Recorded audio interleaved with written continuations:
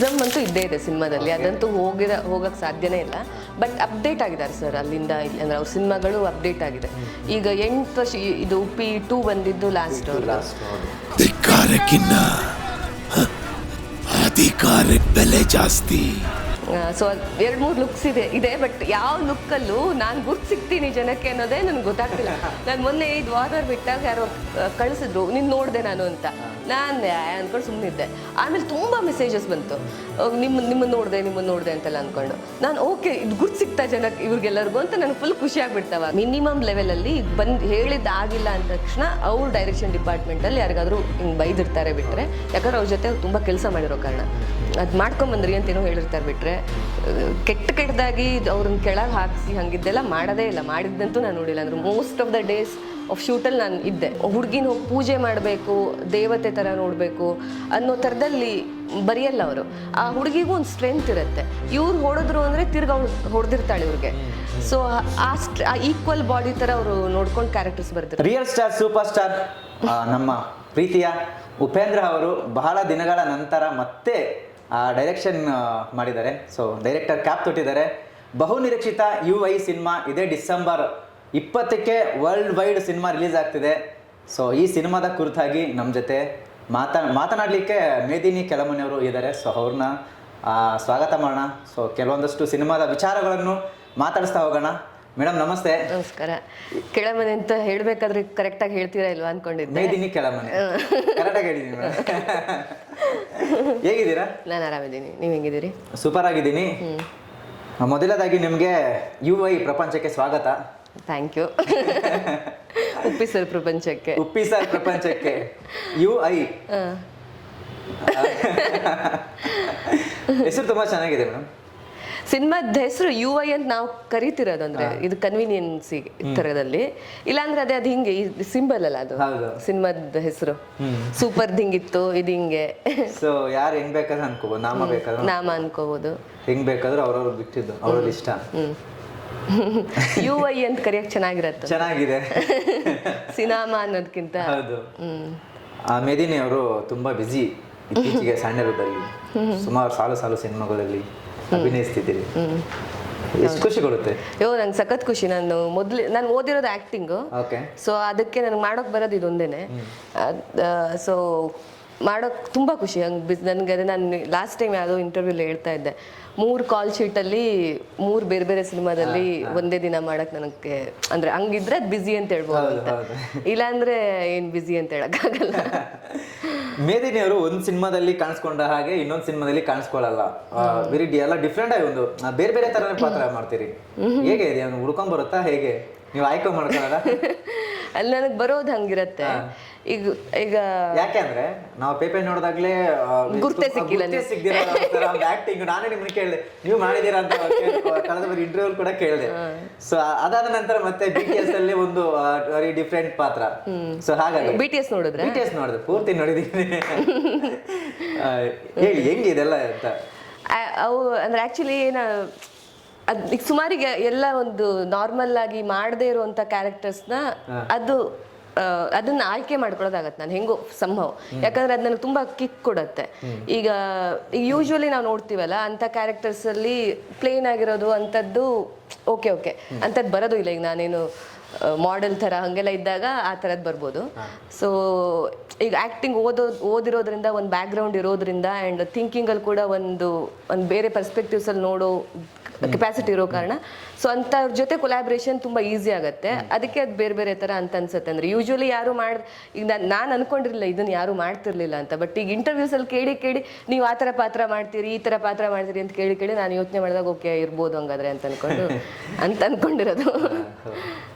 ಮೇದಿನಿ ಅವರು ಯಾಕೆ ಈ ಒಂದು ಸಿನಿಮಾ ಚಿತ್ರರಂಗ ಯಾಕೆ ಆಯ್ಕೆ ಮಾಡ್ಕೊಂಡ್ರು? ಬೇರೆ ಇದು ಇಲ್ಲದೆ ಬೇರೆ ಬೇರೆ ಯೋಚನೆ ಮಾಡಿಲ್ಲ ನಾನು ಚಿಕ್ಕವಳಿದ್ದಾಗಿಂದ. ನಮ್ಮ ಅಪ್ಪ ಅಮ್ಮ ಇಬ್ರು ಥಿಯೇಟ್ರ್ನವರು.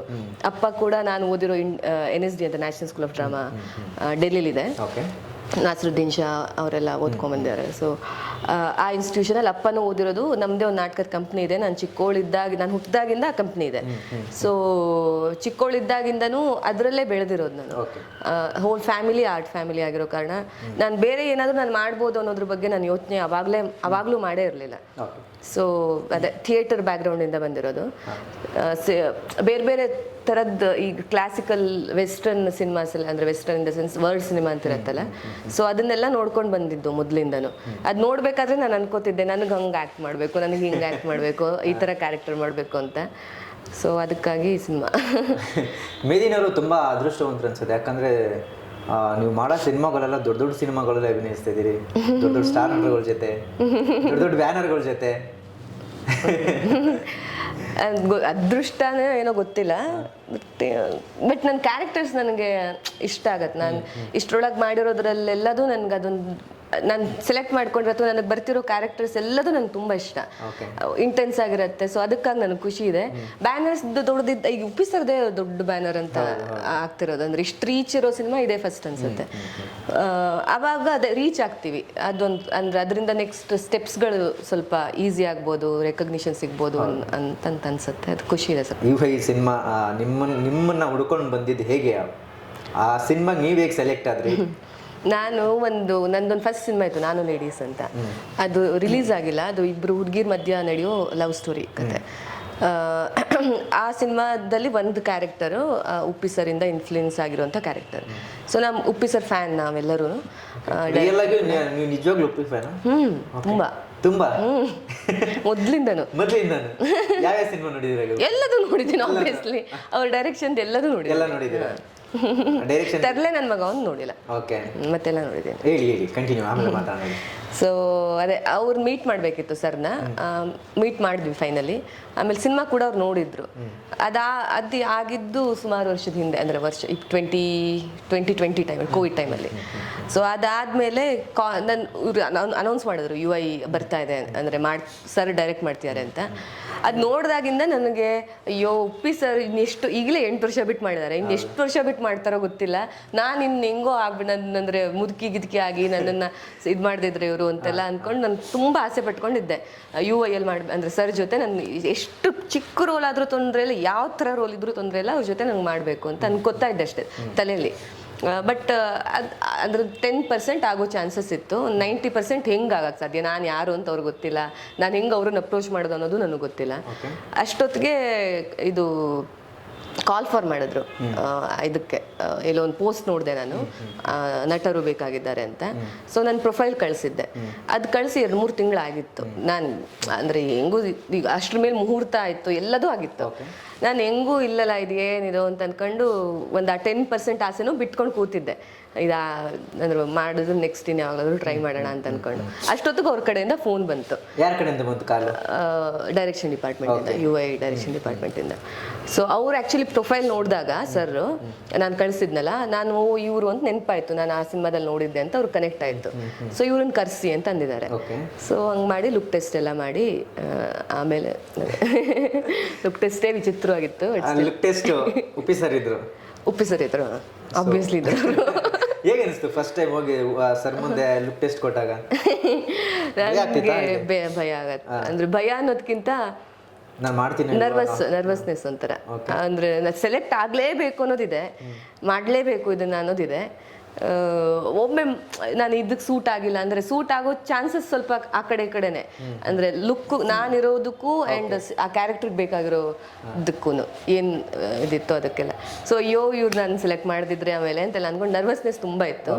ಬಟ್ ಅವ್ರು ತುಂಬ ಕಂಫರ್ಟ್ನ ಕ್ರಿಯೇಟ್ ಮಾಡ್ಕೊಂಡು, ಯಾಕಂದ್ರೆ ಅವ್ರ ಜೊತೆ ಮಾತಾಡೋಕೆ ತುಂಬ ಈಸಿಯಾಗಿ ಮಾತನ್ನು ಕೇಳಿಸ್ಕೊತಾರೆ ಅವರು. ಈಗ ನಾವು ಇವಳು ಯಾರೋ ಮಾತಾಡ್ತೀಯಾಳೆ ಅಂತ ನೆಗ್ಲೆಕ್ಟ್ ಎಲ್ಲ ಮಾಡೋಕ್ಕೆ ಹೋಗಲ್ಲ. ಪ್ರತಿಯೊಬ್ಬರದ್ದು ಅವರಿಂದ ಏನೋ ನನಗೆ ಸಿಗತ್ತೆ ಅನ್ನೋ ಥರದಲ್ಲಿ ಅವ್ರು ಮಾತಾಡ್ತಿರ್ತಾರೆ. ಯಾವಾಗಲೂ ಕ್ಯೂರಿಯಾಸಿಟಿಲಿ ಪ್ರಶ್ನೆ ಮತ್ತೆ ಕೇಳ್ತಿರ್ತಾರೆ. ಓಕೆ ಹಂಗೆ ಯಾಕೆ ಯೋಚನೆ ಮಾಡ್ತೀರಿ, ಹಿಂಗೆ ಯಾಕೆ ಯೋಚನೆ ಮಾಡಿದ್ರಿ, ಓಕೆ ನೀವು ಎಲ್ಲಿಯವರು ಅಂಥದ್ದೆಲ್ಲ ಕೇಳ್ತಾ ಇರ್ತಾರೆ.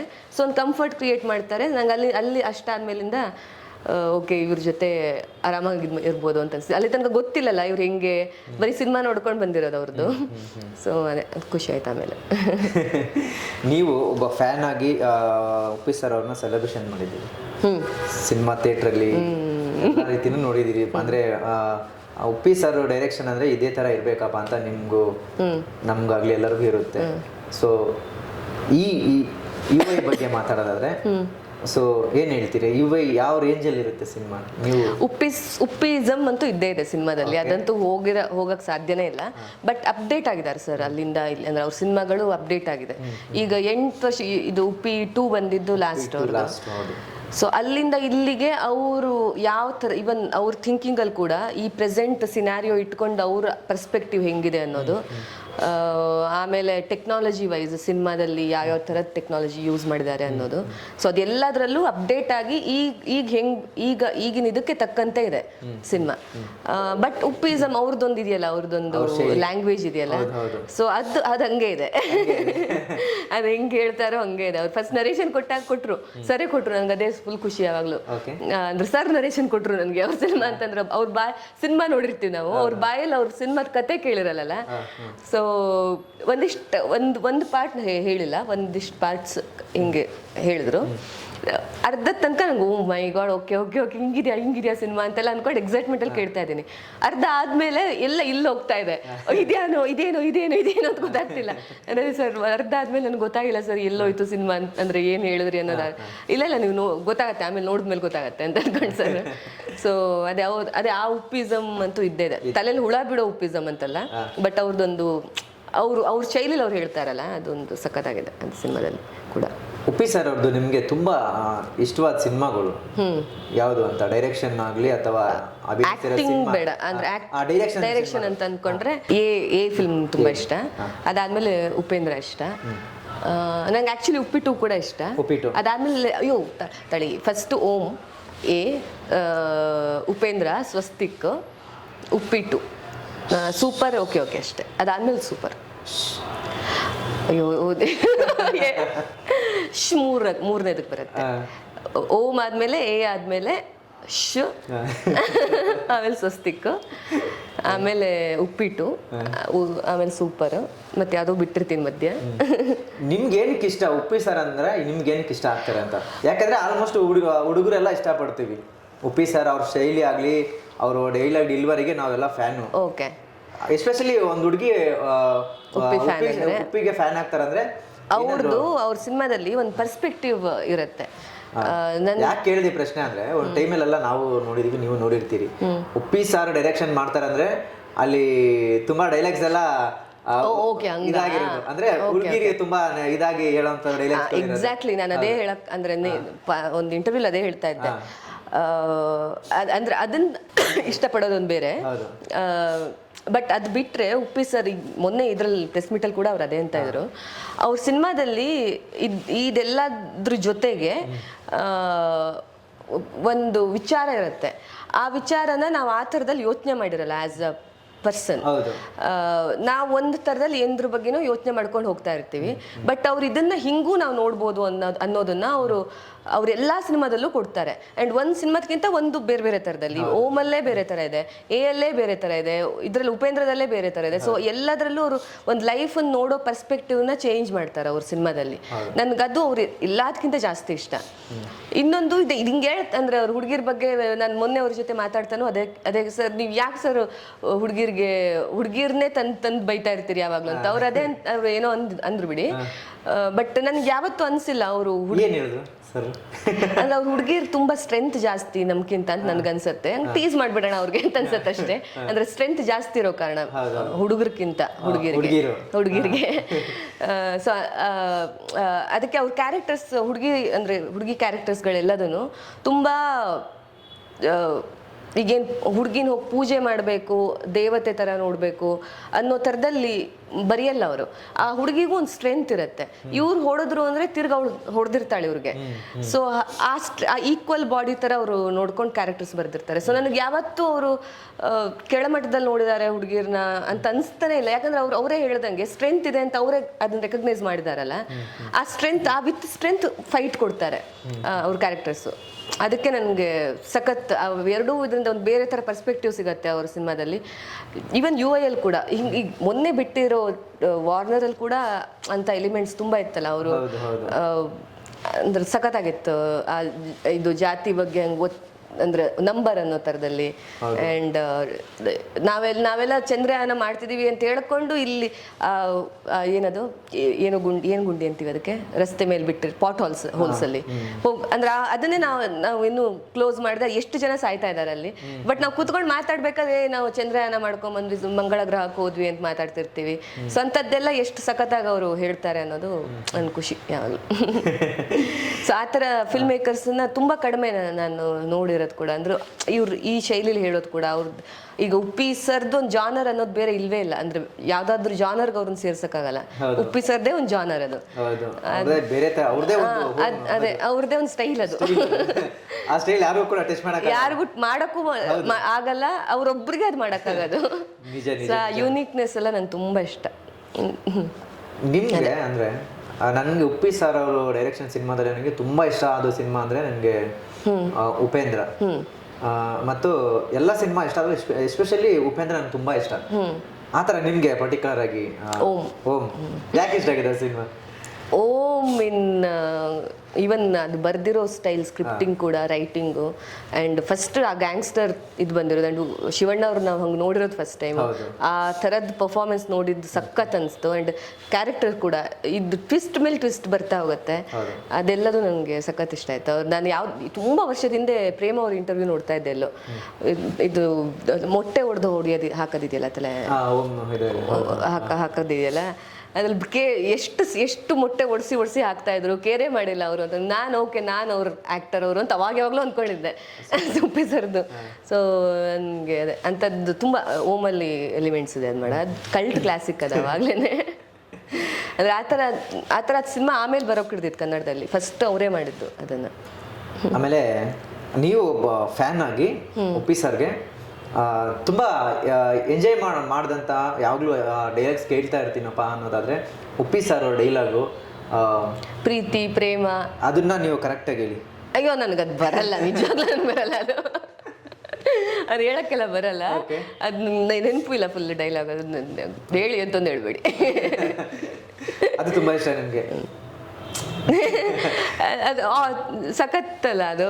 ಅಂದ್ರೆ ಅದೆಲ್ಲ ಪುಸ್ತಕದ ಬದನೇಕಾಯಿ ಅಷ್ಟೇ ನನಗೂ ಅನ್ಸುತ್ತೆ ಯಾವಾಗಲೂ. ಅದೆಲ್ಲ ಲವ್ ಅನ್ನೋದು ಸುಮ್ಮನೆ ಇರೋದಷ್ಟೇ, ಮೂಮೆಂಟ್ರಿ ಅಂತಾನೆ ಅನಿಸ್ತಿರತ್ತೆ ನನಗೂ. ಪುಸ್ತಕದ ಬದನೇಕಾಯಿ ಅಂತಾರೆ ಸುಮ್ಮನೆ. ಅದು ಮರ ಸುತ್ಕೊಂಡಾದ್ರು ಹಾಡು ಕೂಡ ಇದೆ, ಮರ ಸುತ್ಕೊಂಡಿರೋದಲ್ಲ ಪ್ರೀತಿ ಅಂತಂದ್ರೆ ಅಂತ. ಅಂದ್ರೆ ಅವಾಗಲೇ ಅವ್ರು ಅದನ್ನ ಹಿಂಗ್ ಯೋಚನೆ, ಅಂದ್ರೆ ಈಗ ನಮ್ಗೆ ಅದೆಲ್ಲ ಅರ್ಥ ಆಗ್ತಾ ಇದೆ. ಅವಾಗಲೇ ಅದನ್ನೆಲ್ಲ ಅವ್ರು ಮಾಡ್ಬಿಟ್ಟು ಬಿಸಾಕ್ಬಿಟ್ಟಿದ್ದಾರೆ. ಪ್ರೀತಿ ಬಗ್ಗೆ ಹೇಳಿ ಎಲ್ಲಾದ್ರ ಬಗ್ಗೆ ಹೇಳ್ಬಿಟ್ಟಿದ್ದಾರೆ. ಎಲ್ಲಾದ್ರ ಬಗ್ಗೆ ಅವಾಗ್ಲೇನೆ ಹೇಳಿ. ಇವಾಗ್ಲೂ ಕೂಡ ಯುವಯಲ್ಲಿ 2040 ಏನೆಲ್ಲ ಆಗ್ಬೋದಂತ ಕೂಡ ಒಂದು ಕಲ್ಪನೆಯಲ್ಲಿ ಆಗ್ಬೋದು ಅನ್ನೋದ್ರಂತಲ್ಲ, ಬಟ್ ಹಿಂಗಿದ್ರೆ ಹಿಂಗಾಗತ್ತೆ ಅನ್ನೋ ಥರದಲ್ಲಿ ಅಷ್ಟೇ. ಅದೇ ಈಗಲೇ ನಮಗೆ ಚೇಂಜ್ ಮಾಡ್ಕೊಳ್ಳೋಂಥದ್ದು ಬೇಕಾದಷ್ಟಿದೆ. ಓಕೆ, ಇನ್ನು UI ಸಿನಿಮಾದಲ್ಲಿ ನಿಮ್ಮ ಪಾತ್ರ ಹೇಗಿರಬಹುದು? ಮೈನ್ ಪಾಯಿಂಟ್ ಬರೋಣ. UI ಅಲ್ಲಿ ಯಾಕೆಂದ್ರೆ ಹಿಂದಿನ ಸಿನಿಮಾ ಪಾತ್ರಗಳು ನಾವು ನೋಡಿದ್ದೀವಿ. ಈ ಸಿನಿಮಾದಲ್ಲಿ ಅದೆಲ್ಲ ಪಾತ್ರಕ್ಕಿಂತ ತುಂಬಾ ಬೇರೆ ತರ ಇದೆ. ಯಾವ ತರ ಇರ್ತೀವಿ, ಯಾವ ತರ ಗೆಟಪ್ ಇರುತ್ತೆ ನಿಮ್ದು? ಗೆಟಪ್ ಆಕ್ಚುಲಿ ಇದೆ, ಬಂದ್ ಮೊನ್ನೆ ವಾರ್ನರ್ ಎಲ್ಲ ಇತ್ತು. ನೀವು ಅದ್ ಗಮನಿಸಿದ್ರ ಇಲ್ವಾ ನನಗೆ ಗೊತ್ತಿಲ್ಲ. ಸಿನಿಮಾ ಪೂರ್ತಿ ಅದೇ ತರ ಇರ್ತೀರಾ ಅಂತ? ಯಾವ ತರ ಇರ್ತೀರಾ ಸಿನಿಮಾ ಪೂರ್ತಿ ಅಂತ? ಸಿನಿಮಾ ಪೂರ್ತಿ ಅಲ್ಲ, ಆಕ್ಚುಲಿ ತುಂಬ 2-3 ಲುಕ್ಸ್ ಇದೆ ಬಿಗಿನಿಂಗ್ ಇಂದ ಅಲ್ಲಿ ತನಕನೂ. ಸೊ 2-3 ಲುಕ್ಸ್ ಇದೆ ಬಟ್ ಯಾವ ಲುಕ್ಕಲ್ಲೂ ನಾನು ಗುರ್ತು ಸಿಗ್ತೀನಿ ಜನಕ್ಕೆ ಅನ್ನೋದೇ ನನಗೆ ಗೊತ್ತಾಗ್ತಿಲ್ಲ. ನಾನು ಮೊನ್ನೆ ಇದು ವಾರ್ನರ್ ಬಿಟ್ಟಾಗ ಯಾರೋ ಕಳಿಸಿದ್ರು, ನೀನು ನೋಡಿದೆ ನಾನು ಅಂತ. ನಾನು ಅನ್ಕೊಂಡು ಸುಮ್ಮನಿದ್ದೆ. ಆಮೇಲೆ ತುಂಬ ಮೆಸೇಜಸ್ ಬಂತು, ನಿಮ್ಮನ್ನು ನೋಡಿದೆ ಅಂತೆಲ್ಲ ಅಂದ್ಕೊಂಡು. ನಾನು ಓಕೆ ಇದು ಗುರ್ತು ಸಿಗ್ತಾ ಜನಕ್ಕೆ ಇವ್ರಿಗೆಲ್ಲರಿಗೂ ಅಂತ ನನಗೆ ಫುಲ್ ಖುಷಿ ಆಗ್ಬಿಡ್ತು ಅವಾಗ. ಸೊ ಅದೇ ನನಗೆ ಅದೇ ನಾನಂತೂ ಈಗ ನನ್ನ ಪರ್ಸ್ನಾಲಿಟಿನೂ ಅಲ್ಲ, ನಾನು ಹೆಂಗಿರ್ತೀನೋ ಅದು ಏನೂ ಅಲ್ಲ, ಅದು ಟೋಟಲಿ ಬೇರೆ ಥರದ್ದು ಕಾಣಿಸೋದು ನಾನಲ್ಲಿ. ಆ್ಯಂಡ್ ನಾನು ಅದೇ ಅನ್ಕೋತಿದ್ದೆ, ಸ್ಕ್ರೀನ್ಗೆ ಹೋಗಿ ಇದು ನಾನು ಅಂತ ಹೇಳ್ಕೊಂಡು ಬರ್ಬೇಕೀಗ. ಸರ್ಗೂ ಅದೇ ಅಂತೀವಿ ಸರ್, ನಾನು ಎಲ್ಲ ಸ್ಕ್ರೀನ್ಗೂ ಕರ್ಕೊಂಡೋಗಿ ನಾನು ಹೋಗಿ ನಿಂತ್ಕೊಂಡ್ಬಿಡ್ತೀನಿ. ನನ್ನ ಸೀನ್ ಬಂದಾಗ ಇದು ನಾನು ತೋರಿಸ್ತಾ ಇರ್ತೀನಿ ಪ್ರತಿ ಸೀನ್ಗೂ ಅಂತ ಅಂದ್ಕೊಂಡು. ಅದೇ ತುಂಬ ಬೇರೆ ಥರದ ಕ್ಯಾರೆಕ್ಟರು, ತುಂಬ ಇಂಪಾರ್ಟೆಂಟ್ ಕ್ಯಾರೆಕ್ಟರ್ ಇಡೀ ಸಿನಿಮಾದಲ್ಲಿ. ಅದನ್ನ ಹೇಳೋಂಗಿಲ್ಲ. ಅದು ಮುಗ್ದಾದ್ಮೇಲೆ ಜನಕ್ಕೆ ಅದು ಇಷ್ಟ ಆಯ್ತು ಅಂತಂದ್ರೆ ಆ ಕ್ಯಾರೆಕ್ಟರ್, ಅವಾಗ ಇನ್ನೊಂದ್ಸಲ ಮಾತಾಡ್ಬೋದು ಏನು ಅಂತ. ಅದು ಈಗಲೇ ಅದು ಫುಲ್ ಹೇಳೋದು ಕಷ್ಟ ಆಗತ್ತೆ. ಓಕೆ, ಇನ್ನು ಉಪ್ಪಿ ಸರ್ ಬಗ್ಗೆ ಹೇಳೋದಾದ್ರೆ ಉಪ್ಪಿ ಸರ್ ಡೈರೆಕ್ಷನ್ ಸೊ ಅವ್ರ ಶೈಲಿ ಹೆಂಗಿರುತ್ತೆ ಮತ್ತೆ ಸೆಟ್ ಅಲ್ಲಿ ಯಾವ ತರ ಇರ್ತಾರೆ ಉಪ್ಪಿ ಸರ್ ಅಂದ್ರೆ ಕಲಾವಿದ್ರ ಜೊತೆ ಎಲ್ಲ ಆಗ್ಲಿ ಕೆಲವೊಂದು ಕೇಳ್ಪಟ್ಟಿದ್ವಿ ಉಪ್ಪಿ ಸರ್ ತುಂಬಾ ಕೋಪ ಮಾಡ್ಕೋತಾರೆ ರೇಗ್ತಿರ್ತಾರೆ ಅನ್ನೋ ತರದ್ದು ನಾವು ಇವನ್ ನಾನು ಅದನ್ನೇ ಕೇಳಿದ್ದೆ. ನಾನು ಬೇರೆಯವ್ರ ಹತ್ರ ಮೊದ್ಲೆಲ್ಲ ಅಂದ್ರೆ ಅವ್ರ ಬಗ್ಗೆ ಎಷ್ಟು ಇಷ್ಟ ಅಂದ್ರೆ ಯಾಕಂದ್ರೆ ಆ ಶಾರ್ಟ್ ಬರ್ಲಿಲ್ಲ ಅಂದ್ರೆ ಅವ್ರಿಗೆ ಆತರ ಅವ್ರಿಗೊಂದು ಇದಾಗುತ್ತೆ ಅನ್ನೋ ಯೂಶಲಿ ಎಲ್ಲರೂ ಹಂಗೆ ಇರ್ತಾರೆ ಅಂದ್ರೆ ಸೆಟ್ ಅಲ್ಲಿ ಡೈರೆಕ್ಟರ್ ಆ ಟೈಮಲ್ಲಿ ಈಗ ನಾನು ಡೈರೆಕ್ಟ್ ಮಾಡಿದ್ರೆ ನಾನು ಹಂಗೆ ಆಡ್ತೀನಿ. ಬಟ್ ತುಂಬಾ ಕೋಪ ಮಾಡ್ಕೊಂಡಿರ್ತಾರೆ ಹಂಗೆಲ್ಲ ನಾನು ಕೇಳಿದ್ದೆ. ನನಗೆ ತುಂಬಾ ಕ್ಯೂರಿಯಾಸಿಟಿ ಇತ್ತು ಅವಾಗ್ಲೂ, ಇವ್ರು ಹಿಂಗ್ ಸಿನಿಮಾ ಮಾಡ್ತಾರಲ್ಲ ಹೆಂಗ್ ಮಾಡ್ತಾರೆ ಇದನ್ನ ಅಂತ ನೋಡ್ಬೇಕು ಅಂತ. ಸೊ ನಾನು ಅವಾಗ ಯಾರ ಹತ್ರ ಕೇಳ್ತಾ ಇದ್ದೆ, ಹೆಂಗೆ ಉಪ್ಪಿ ಸರ್ ಯಾರೋ ಅವ್ರ ಜೊತೆ ಕೆಲಸ ಮಾಡಿದವ್ರು ಕಂಡ್ರು ಅಂತಂದ್ರೆ ಅವ್ರು ಹಿಂಗ್ ಡೈರೆಕ್ಟ್ ಮಾಡ್ತಾರೆ ಅಂತ ಅನ್ಕೊಂಡು. ಬಟ್ ನಿಜವಾಗ್ಲೂ ನೋಡಿದಾಗ ತುಂಬಾ ಫಾಸ್ಟ್ ಮನುಷ್ಯ ಅವರು. ಅವ್ರ ಥಿಂಕಿಂಗ್ ಸಕ್ಕಂತ ಒಂದು 100 ಕಿಲೋಮೀಟರ್ ಸ್ಪೀಡಲ್ಲಿ ಓಡ್ತಾ ಇರತ್ತೆ. ಆ ಸ್ಪೀಡ್ಗೆ ನಮ್ ಕತೆ ಗೊತ್ತಿದ್ರು, ಡೈರೆಕ್ಷನ್ ಡಿಪಾರ್ಟ್ಮೆಂಟ್ ಎಲ್ಲರಿಗೂ ಎಲ್ಲ ಗೊತ್ತಿದ್ರು ಆ ಸ್ಪೀಡ್ ಅವ್ರ ಸ್ಪೀಡಲ್ಲಿ ಓಡಕ್ ಸಾಧ್ಯನೇ ಇಲ್ಲ, ತಲೆ ಓಡಕ್ ಸಾಧ್ಯನೇ ಇಲ್ಲ. ಸೊ ಅಂದ್ರೆ ಒಬ್ಬರೇ ಈಗ ಜೂನಿಯರ್ಸ್ ಈಗ ಒಂದು ದಿನ ಸೆಟ್ಟಲ್ಲಿ ಒಂದು 500 ಜನ ಇದ್ದಾಗ ಜೂನಿಯರ್ಸ್ ಅವರು ಇವರು ಎಲ್ಲ ಡಿಪಾರ್ಟ್ಮೆಂಟ್ಸ್ಗಳನ್ನ ಆ್ಯಂಡ್ ಇವರು ಆ್ಯಕ್ಟ್ ಮಾಡ್ತಾ ಇವರು ಡೈರೆಕ್ಟ್ ಮಾಡ್ತಾ ಅವರೆಲ್ಲಾರನ್ನೂ ಮ್ಯಾನೇಜ್ ಮಾಡ್ತಿದ್ರು ಇವರು. ಅಂದ್ರೆ ಬೇರೆಯವ್ರ ಹತ್ರ ಇವ್ರು ಅವ್ರನ್ನ ಹಂಗೆ ಮಾಡಿಸಿ ಅಂತ ಹೇಳಿ ಹೋಗೋಷ್ಟು ಟೈಮ್ ಇಲ್ಲ ಇವ್ರಿಗೆ, ಇವರೇ ಹೋಗಿ ಅದನ್ನ ಹೇಳ್ತಾ ಇದ್ರು. ಅಷ್ಟು ಜನ ಜೂನಿಯರ್ಸನ್ನ ಇವ್ರು ಮ್ಯಾನೇಜ್ ಮಾಡ್ತಾ ಇದ್ರು. ಇವ್ರ ಕಾಸ್ಟ್ಯೂಮ್ ನೋಡಿದ್ರಲ್ಲ, ಸೊ ಹಂಗಿರೋ ಕಾಸ್ಟ್ಯೂಮ್ಸ್ಗಳು ಇರ್ಬೇಕಾದ್ರು ಅದ್ರಲ್ಲೇ ಈಗ ಏನೋ ಕೂತಿರ್ತೀವಿ ಅಲ್ಲೇನೋ ಒಂದು ಸರಿ ಇಲ್ಲ ಆರ್ಟ್ದು, ಅವ್ರು ಕೂತ್ಕೊಂಡು ಅದನ್ನ ಹಿಂಗೆ ಸರಿ ಮಾಡಿದ್ರು, ಓಕೆ ಆಕ್ಷನ್ ಅಂತಂದ್ರು. ಸೊ ಹಂಗೆ ಮಲ್ಟಿ ಡೈರೆಕ್ಷನ್ ಅಲ್ಲಿ ಅವ್ರದ್ದು ಓಡ್ತಾ ಇರ್ತಿತ್ತು. ಈಗ ಬಂದಿಲ್ಲ ಅಂತ ಫ್ರಸ್ಟ್ರೇಷನ್ ಆಬ್ವಿಯಸ್ಲಿ ಆಗುತ್ತೆ, ಬಟ್ ನಾನು ಅವ್ರು ಕೂಗಾಡಿದ್ದು ಬೈದಿದ್ದು ಅಂಥದ್ದು ಏನು ನೋಡೇ ಇಲ್ಲ. ಅಂದ್ರೆ ಮಿನಿಮಮ್ ಲೆವೆಲ್ ಅಲ್ಲಿ ಹೇಳಿದ್ದು ಆಗಿಲ್ಲ ಅಂದ ತಕ್ಷಣ ಅವ್ರ ಡೈರೆಕ್ಷನ್ ಡಿಪಾರ್ಟ್ಮೆಂಟ್ ಅಲ್ಲಿ ಯಾರಿಗಾದ್ರೂ ಹಿಂಗ್ ಬೈದಿರ್ತಾರೆ ಬಿಟ್ರೆ, ಯಾಕಂದ್ರೆ ಅವ್ರ ಜೊತೆ ತುಂಬಾ ಕೆಲಸ ಮಾಡಿರೋ ಕಾರಣ ಅದ್ ಮಾಡ್ಕೊಂಡ್ ಬಂದ್ರಿ ಅಂತೇನೋ ಹೇಳಿರ್ತಾರೆ ಬಿಟ್ರೆ, ಕೆಟ್ಟದಾಗಿ ಅವ್ರನ್ನ ಕೆಳಗೆ ಹಾಕ್ಸಿ ಹಂಗಿದ್ದೆಲ್ಲ ಮಾಡೋದೇ ಇಲ್ಲ. ಮಾಡಿದ್ದಂತೂ ನಾನು ನೋಡಿಲ್ಲ. ಅಂದ್ರೆ most of the days of ಶೂಟಲ್ಲಿ ನಾನು ಇದ್ದೆ. ಸೊ ನೋಡೇ ಇಲ್ಲ ಯಾವತ್ತು. ಇನ್ನು ಸಿನಿಮಾದ ಹಾಡುಗಳು ಅಂತೂ ಆಲ್ರೆಡಿ ಒಂದು ಸಾಂಗ್ ಅಂತೂ ಬ್ಲಾಕ್ ಬಸ್ಟರ್ ಹಿಟ್ ಆಗಿದೆ. ಅಷ್ಟು ರೆಲೆವೆಂಟ್ ಆಗಿತ್ತಲ್ಲ ಅದಕ್ಕೆ. ಸೊ ನಮ್ಮ ಇವಾಗ ಏನು ಸೋಷಿಯಲ್ ಮೀಡಿಯಾದಲ್ಲಿ ಯಾವ ರೀತಿ ಟ್ರೋಲ್ಸ್ ಆಗಿತ್ತೋ ಎಲ್ಲಾ ಟ್ರೋಲ್ಗಳು ಇಟ್ಕೊಂಡು ಒಂದು ಸಾಂಗ್ ಮಾಡಿರುವಂತ ಏಕೈಕ ವ್ಯಕ್ತಿ ಅಂದ್ರೆ ಉಪ್ಪಿ ಸರ್ ಮಾತ್ರ. ಯಾರ ಕೈನೂ ಸಾಧ್ಯ ಇಲ್ಲ ಅನ್ಕೊಳ್ತೀನಿ. ಒಂದ್ 5 ದಿನದ ಹಿಂದೇನೋ ಒಂದು ಇಶ್ಯೂ ಆಗಿತ್ತು, ಅದು ಕೂಡ ಸಾಂಗ್ ಅಲ್ಲಿ ಅದು ಕೂಡ ಅದು ಸೇರಿಸಿ ಮಾಡೋ ಏನ್ ಹೇಳ್ತೀರಂತ ಕ್ರಿಯೇಟಿವಿಟಿ. ಅದೇ ನಾನು ಹೇಳಿದ್ನಲ್ಲ, ಅವ್ರ ಮೈಂಡ್ ಹಂಗೆ ಓಡತ್ತೆ ಅವ್ರದ್ದು. ಅಂದ್ರೆ ಅವರೇ ಹೇಳ್ತಾರೆ ನಾನು ತುಂಬಾ ಯೋಚನೆ ಮಾಡ್ತೀನಿ ಅಂತಂತ. ಆ ಯೋಚನೆ ಮಾಡಿ ಸುಮ್ಮನೆ ಯೋಚನೆ ಮಾಡ್ಕೊಂಡು ಯೋಚನೆಯಲ್ಲಿ ಕೂತಿರಲ್ಲ, ಅದು ಆಕ್ಷನ್ ಅಲ್ಲಿ ಬಂದಿರತ್ತೆ ಅವ್ರಿಗೆ. ಅವ್ರು ಅದನ್ನ ಕ್ರಿಯೇಟಿವ್ ಆಗಿ ಹೆಂಗಾದ್ರೂ ತಂದಿರ್ತಾರೆ. ಸೊ ಆ ಲೆವೆಲ್ ಗ್ರಾಸ್ಪಿಂಗ್ ಪವರ್ ಇದೆ. ಆ ಲೆವೆಲಲ್ಲಿ ಫಾಸ್ಟ್ ಇದರಲ್ಲಿ ಮಾತಾಡ್ತಾರೆ ಅವರು. ಅಂದ್ರೆ ಫಾಸ್ಟ್ ಇದರಲ್ಲಿ ಯೋಚನೆ ಮಾಡ್ತಾರೆ, ಎಲ್ಲದನ್ನು ಇದು ಮಾಡ್ತಾರೆ. ಆ ಟ್ರೋಲ್ ಸಾಂಗ್ ಅಲ್ಲಿ ಮೇಡಮ್ ಎಲ್ಲಾನು ತುಂಬಾ ಚೆನ್ನಾಗಿದೆ. ನನಗೊಂದು ಕೆಲವೊಂದು ಲೈನ್ಸ್ಗಳನ್ನು ಸಿಕ್ಕಾಪಟ್ಟೆ ಇಷ್ಟ. ನಿಮ್ಗೆ ಯಾವ ಒಂದು ಲೈನ್ಸ್ಗಳು ಅದು ತಾಳಿ ಅದು ಯೋಚನೆ ಮಾಡ್ಬೇಕು. ನನ್ಗೆ ಫುಲ್ ಕೇಳ್ಬೇಕಾದ್ರೆ ನೆನಪಿರುತ್ತೆ. ಈಗ ಮತ್ತೆ ಯೋಚನೆ ಮಾಡ್ಕೊಳ್ಳೋದು ಕಷ್ಟ ಆಗುತ್ತೆ. ನಿಮ್ಗೆ ಯಾವ್ದು ಇಷ್ಟ ಹೇಳಿ, ನನಗೆ ಅದು ಇಷ್ಟನೇ ಇಲ್ವಾ ಅಂತೀನಿ. ನನಗೆ ತುಂಬಾ ಇಷ್ಟ ಮೇಡಮ್. ಸಿಕ್ಕಾಪಟ್ಟೆ ಕೆಲವೊಂದು ಲೈನ್ಸ್ಗಳು ಅವನೇನು ಹಾರಿರೋನ ಈಗ ಏನೋ ಕೆಲವೊಂದು ಲೈನ್ಸ್ ಎಲ್ಲ ಬರುತ್ತಲ್ಲ, ಅದು ತುಂಬಾ ಸಿಕ್ಕಾಪಟ್ಟೆ ಇಷ್ಟ ನನಗೆ. ಅವನೇನು ಕರಿಮಣಿ ಮಾಲೀಕನ, ಸೊ ಅದೆಲ್ಲ ಸಿಕ್ಕಾಪಟ್ಟೆ ಇಷ್ಟ ನನಗೆ. ಸೊ ನಿಮ್ಗೆ ಅದು ಆ್ಯಕ್ಚುಲಿ ಇದು ಬಿಟ್ಟು ನಂಗಿತ್ತು 1-2-3 ನಂಗೆ ಮರ್ತೋಗ್ಬಿಟ್ಟಿದೆ. ಈಗ ಮರ್ತೋಗಿದೆ ಇನ್ ದ ಸೆನ್ಸ್, ಅದು ತಕ್ಷಣ ಹಿಂಗೆ ಕೇಳಿದಾಗ ರೀಕಾಲ್ ಮಾಡ್ಕೊಳಕ್ಕಾಗಲ್ಲ. ಸಿನಿಮಾ UI ಒಂದು ದೊಡ್ಡ ತಂಡ ಇರುವಂಥ ಸಿನಿಮಾ, 100 ಕಲಾವಿದರು ಇರುವಂಥ ಸಿನಿಮಾ. ಸೊ ಎಲ್ಲನೂ ಉಪ್ಪಿ ಸರ್ ಯಾವ ರೀತಿ ಹ್ಯಾಂಡಲ್ ಮಾಡ್ತಿದ್ರು? ಅದೇ ನಾನು ಹೇಳಿದ್ನಲ್ಲ, ಅದು ಯಾವ ರೀತಿ ಅಂತ ನಂಗೆ ಡೈಸೆಕ್ಟ್ ಮಾಡೋಕ್ಕಾಗಲ್ಲ. ಯಾಕಂದ್ರೆ ಅದು ಅವ್ರೊಬ್ರಿಗೆ ಸಾಧ್ಯ ಅಂತ ಅನ್ಸುತ್ತೆ ಹಂಗೆ ಆ ಥರ ಮ್ಯಾನೇಜ್ ಎಲ್ಲ ಮಾಡೋಕ್ಕೆ. 1 ನಿಮಿಷನೂ ಅವ್ರು ಇದು ಮಾಡ್ತಿರ್ಲಿಲ್ಲ. ಈಗ ನಾವು ಈಗ ಬೇರೆ ಡಿಪಾರ್ಟ್ಮೆಂಟ್ನವ್ರ ಜೊತೆನೂ ಮಾತಾಡ್ತಿದ್ವಲ್ಲ ಸೆಟ್ಟಲ್ಲಿ, ಅವಾಗ ಅವರು ಅದೇ ಅಂತ ಇದ್ರು. ಈಗ ಹೋಗ್ತಾರೆ, ಮುಗೀತು ಇವತ್ತಿಂದು ಶಾರ್ಟ್ ಮುಗೀತು, ಅವರು ಆ್ಯಕ್ಟ್ ಮಾಡಿದ್ದಾರೆ, ಒಂದು ಹೋಲ್ ಡೇ ಕಾಲ್ ಶೀಟ್ ಇರ್ತಿತ್ತು, ವಾಪಸ್ ಹೋದ್ರು. ಹೋದ ತಕ್ಷಣ ಎಡಿಟಿಂಗಿಗೆ ಹೋಗಿ ಕೊಡ್ತಿದ್ರು ಅದನ್ನು. ಅಲ್ಲಿ ಆನ್ಲೈನ್ ಎಡಿಟರು ಕೂಡ ಇರ್ತಿದ್ರು, ಇದು ಹಿಂಗೆ ಬಂತಾ ಇಲ್ವಾ, ಸರಿ ಆಯ್ತಾ ಇಲ್ವಾ ಅಂತ ನೋಡೋಕ್ಕೆ.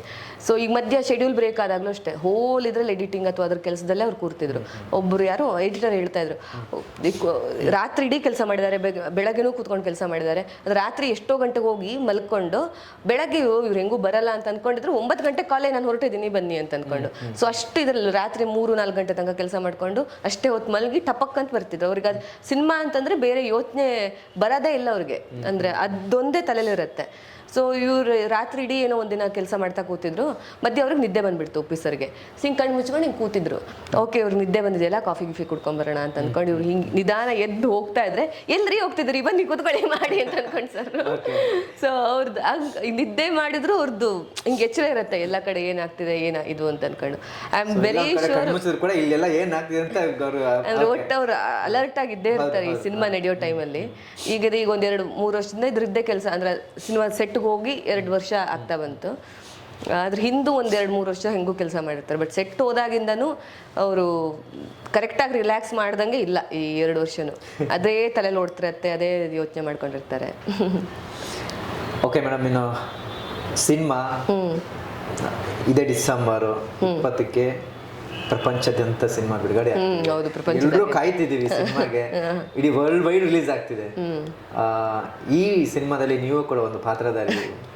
ಸೊ ಅದು ನಿಮ್ಮ ಏನು ಕೊನೆಯದಾಗಿ ಏನ್ ಹೇಳ್ತೀರಿ ಸಿನಿಮಾ ಬಗ್ಗೆ? ನಾನು ಉಪ್ಪಿ ಸರ್ ಜೊತೆ ಕೆಲಸ ಅಂದ್ರೆ Uppi sir die hard fan ನಾನು ಮೊದಲಿಂದನು. ಅವ್ರ ಬಗ್ಗೆ ಒಂದೊಂದು ಅಂದ್ರೆ ಸುಮ್ಮನೆ ಏನಾದರೂ ಈಗ ಸಿನಿಮಾ ನೋಡ್ತಾನೆ ಅವ್ರನ್ನ ಡೈಸೆಕ್ಟ್ ಮಾಡ್ಕೊಂಡು ಅವ್ರು ಇದನ್ನ ಹೆಂಗೆ ಯೋಚನೆ ಮಾಡಿರ್ಬೋದು, ಹಾಗೆ ಅವ್ರ ಬಗ್ಗೆ ಕ್ಯೂರಿಯಾಸಿಟಿ, ಇನ್ನೂ ಅವರಿಂದ ನಾವೇನು ತಿಳ್ಕೊಬೋದು ಅಂತ ಕ್ಯೂರಿಯಾಸಿಟಿ ಮೊದಲಿಂದನೂ ತುಂಬ ಜಾಸ್ತಿ ನನಗೆ ಅವ್ರ ಬಗ್ಗೆ. ಸೊ ಈಗ ಅವ್ರ ಜೊತೆ ಅವ್ರ ಸಿನಿಮಾದಲ್ಲಿ ಕೆಲಸ ಮಾಡೋಕೆ ಅವಕಾಶ ಸಿಕ್ಕಿರೋದು ನನಗೆ ತುಂಬ ಅಂದರೆ ತುಂಬ ಒಂಥರ ಫುಲ್ಫಿಲ್ಲಿಂಗ್ ಫೀಲಿಂಗ್, ಸ್ಯಾಟಿಸ್ಫ್ಯಾಕ್ಟ್ರಿ ಅಂತಾರಲ್ಲ ಒಂದು ಕರಿಯರಲ್ಲಿ. ಸೊ ಆ ಥರ ತುಂಬ ಅಂದರೆ ತುಂಬ ಖುಷಿ ಇದೆ ಈ ಸಿನಿಮಾದ ಪಾರ್ಟ್ ಆಗಿರೋದಕ್ಕೆ. ನಾನು ಪ್ರತಿ ಇವೆಂಟ್ಗೆ ಹೋದಾಗ ಅಥವಾ ಶೂಟಿಂಗ್ ಸೆಟ್ಗೆ ಹೋದಾಗ ನಾನು ನಿಜವಾಗ್ಲೂ ಇದನ್ನು ಕಣ್ಣಾರೆ ನಾನು ನೋಡ್ತಿದ್ದೀನ ಅಂತಲೇ ನನಗೊಂಥರ ಎಕ್ಸೈಟ್ಮೆಂಟ್ ಫೀಲ್ ಆಗ್ತಾ ಇತ್ತು. So very very happy about it. December 20ಕ್ಕೆ ಸಿನಿಮಾ ರಿಲೀಸ್ ಆಗ್ತಾ ಇದೆ. ಆಬ್ವಿಯಸ್ಲಿ ಎಲ್ಲರೂ ಬಂದು ನೋಡ್ತೀರಿ ಸಿನಿಮಾನ ಥಿಯೇಟ್ರಲ್ಲಿ. ಚಾಪೆ ದಿಮ್ಗಳೆಲ್ಲ ತಗೊಂಬಂದು ಕಾಯುವಂಥ ಪ್ರೋಗ್ರಾಮ್ಗಳೆಲ್ಲ ಇರುತ್ತೆ. ಸೊ ಅಭಿಮಾನಿಗಳು ಅಷ್ಟೊಂದು ನಿರೀಕ್ಷೆ ಇಟ್ಕೊಂಡಿರುವಂಥ ಸಿನಿಮಾ ಅದು. ನನ್ಗೆ ಅದನ್ನೆಲ್ಲ ಕಣ್ಣಾರೆ ನೋಡ್ಬೇಕು ಅಂತ ಇಷ್ಟ. ಅದಕ್ಕೆಲ್ಲ ಡಿಸೆಂಬರ್ 19ನೇ ತಾರೀಕು ಸಂಜೆ ನೋಡ್ತೀರಿ ನೀವು ಅದನ್ನೆಲ್ಲ? ಹೌದು ಹೌದು.